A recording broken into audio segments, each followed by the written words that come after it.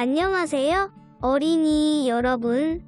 우리 지역의 공공기관의 종류와 역할에 대해 지난 시간까지 공부했었는데요.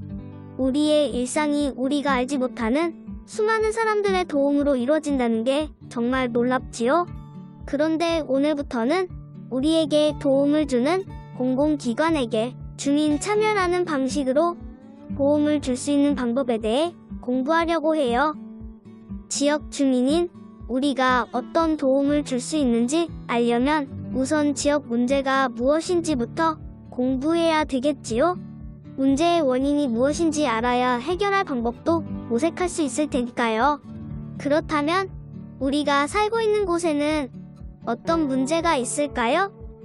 많은 사람이 함께 살아가다 보면 여러 가지 문제가 발생하기도 하는데요.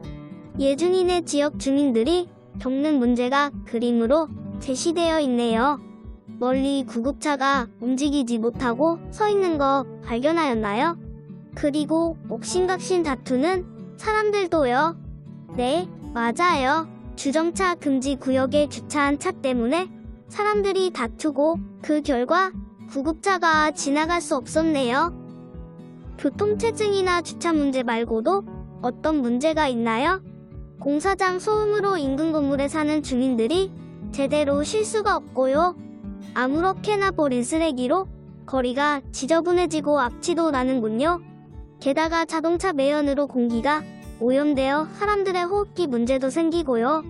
이처럼 지역 주민의 삶을 불편하게 하거나 지역 주민들 사이에 갈등을 일으키는 문제를 지역 문제라고 해요. 이렇게 예준이가 살고 있는 지역처럼 우리 지역에도 여러 문제가 발생하는데요. 지역 문제라고 하니까 조금 생소하기도 하고 어렵게 느껴지기도 하지요. 그렇다면 우리 지역의 문제를 확인할 수 있는 방법에는 무엇이 있을까요? 우선 우리 지역의 문제에 평소에도 관심을 가지고요.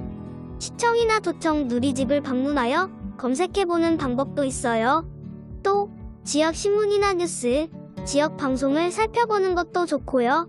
지역에 사는 주민들께 여쭤보는 방법이 있어요. 이렇게 다양한 방법으로 지역에 발생하는 문제를 알 수 있는데요. 이번에는 지역에 일어날 수 있는 문제들을 정리해보려고 해요. 예준이네 지역에 발생하는 문제에서도 보았듯이 교통 혼잡 문제는 빼놓을 수 없는 지역 문제 중에 하나인데요. 대중교통이나 도로, 주차할 곳이 부족한 것도 큰 문제라고 볼 수 있어요. 그 결과 출퇴근 시간, 자동차 경적 소리가 소음 문제로 다가올 수 있고요. 공동주택의 층간 소음도 사회적 문제가 아닐 수 없어요.